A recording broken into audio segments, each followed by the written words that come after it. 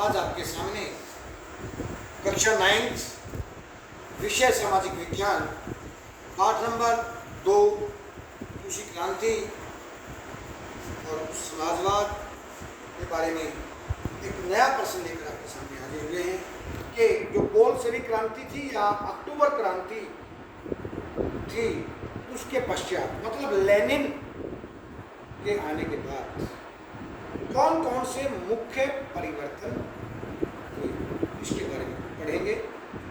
अक्टूबर 1917 क्रांति परिणाम स्वरूप रूस में लेनिन के नेतृत्व में बोल्शेविक पार्टी सरकार का गठन हुआ। इस पार्टी की सरकार ने कुछ विशेष खास परिवर्तन किए। पहला परिवर्तन हुआ समाजवादी समाज की स्थापना। इस क्रांति ने रूस में निरंकुश प्रजातंत्र की समाप्ति तथा विश्व में प्रथम समाजवादी समाज की स्थापना की।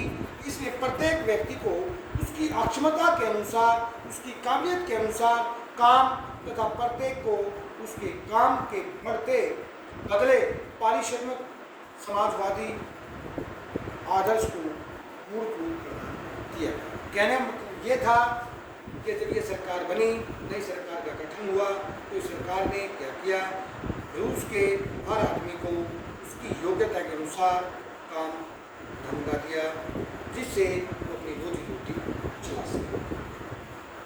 दूसरी बात, उत्पादन के साधनों पर निजी स्वामित्व का अंत। आपने पढ़ा था कि यहाँ जो जमीनें थी वे भी बड़े बड़े सामंतों के अधिकार में थी, उद्योग धंधे थे वो भी निजी स्वामित्व के अधिकार में थे, मजदूरों का शोषण हो रहा था, किसानों का शोषण हो रहा था। जब ये क्रांति हुई तो उसके बाद केरेंस्की सरकार बनी थी, लेकिन वो भी बड़े बड़े पूंजीपतियों के अधिकार में थी, लेकिन उसने लेनिन ने उस सरकार का तख्ता पलट दिया। लेकिन नई सरकार का जो गठन हुआ उस सरकार के कारण जो नई आई तो उसमें जो निजी स्वामित्व था मतलब मालिकाना जो हक था उसको समाप्त कर दिया और मुनाफे की भावना को समाप्त कर दिया। बड़े बड़े उद्योगों का, बैंकों का राष्ट्रीयकरण कर दिया। तीसरी बात, निरंकुश राजतंत्र का अंत। इस क्रांति के परिणाम स्वरूप रूस से निरंकुश राजतंत्र का सदा सदा के लिए अंत हो गया और वहाँ समाजवादी समाज की स्थापना कर दी गई। वहाँ हर आदमी को के हाथ में काम था। आज कोई भी आदमी भूख से व्याकुल नहीं था। आर्थिक प्रगति, क्रांति से पूर्व रूस की आर्थिक दशा अच्छी नहीं थी। ये तो आपने पढ़ा था कि 1917 से पहले या 1905 से पहले रूस के हालात क्या थे।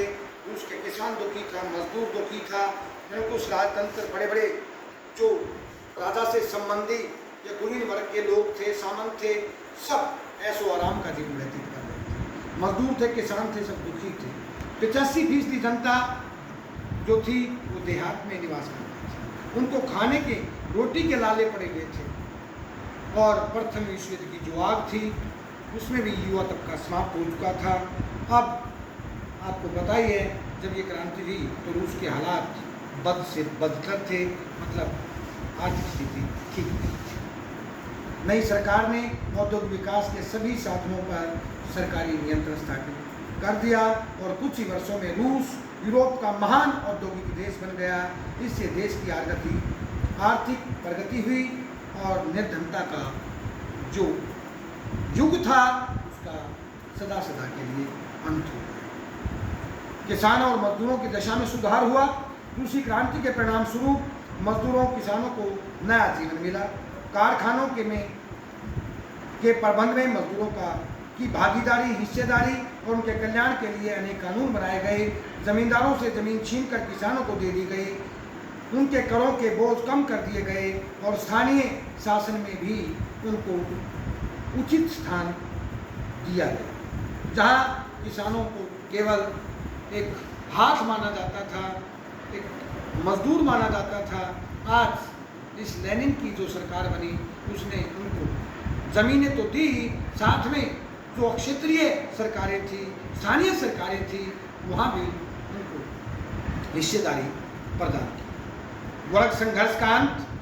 औद्योगिक क्रांति में से समाज में पूंजीपति और मजदूर वर्ग का उदय हुआ, किंतु रूसी क्रांति से पूंजीपति और मजदूरों के बीच चलने वाला जो एक संघर्ष था, एक खींच थी, वो समाप्त हो गई। उत्पादन के साधनों पर निजी स्वामित्व के अंत से पूंजीपति वर्ग समाप्त हो गया और इससे उत्पादन और साधनों पर किसी विशेष व्यक्ति का अधिकार न होके पूरे समाज का मतलब देश का अधिकार हो गया और एक मजदूर और उद्योगपति के बीच का सदा सदा के लिए जो एक संघर्ष था, एक लड़ाई थी, वो समाप्त हो गई, क्योंकि उद्योगपति ज़्यादा से ज़्यादा मुनाफा कमाते थे और उस मुनाफे के कमाने के चक्कर में मजदूरों से 12 से 15 घंटे तक काम लिया जाता था और उनको वेतन भी कम दिया जाता था। आज वो स्थिति नहीं रही और पंचवर्षीय योजनाएं आरंभ कर दी गई। रूस के आर्थिक निर्माण के लिए पंचवर्षीय योजनाओं का आरंभ किया गया और 1921 में नई आर्थिक नीति प्रचलित की गई। स्टालिन ने लेनिन के इस कार्य को संपूर्ण किया, जो अधूरा रह गया था वो स्टालिन ने किया और पंचवर्षीय योजनाओं से देश रूस आत्मनिर्भर बनता चला गया। इसके अलावा रूस विश्व का शक्तिशाली देश बना। 1917 की ईस्वी की क्रांति के पश्चात रूस में एक शक्तिशाली सरकार की स्थापना हुई। इसके कारण रूस एक विश्व के अंदर नया देश, नई शक्ति उभर कर सामने आई। जिस तरह ये कहें कि बहुत लंबे अंधकार का अंत हो गया, जिस तरह सूर्योदय होता है तो सूर्य की जो किरणें होती हैं वो अंधकार को समाप्त कर देती हैं, तो इसी तरह जब लेनिन की सरकार बनी एक नई पहचान दुनिया में रूस की हुई और रूस एक नई महाशक्ति के रूप में उभर कर दुनिया के रंगमंच पर आया। सैनिक तथा आर्थिक दोनों दृष्टियों से रूस केवल यूरोप का ही नहीं अपितु विश्व का शक्तिशाली देश बनता चला। आज इस वीडियो में इतना ही काफ़ी है। कल आपके लिए एक नई वीडियो लेकर हाजिर होंगे। तब तक के लिए आपसे विदा चाहते हैं। नमस्कार।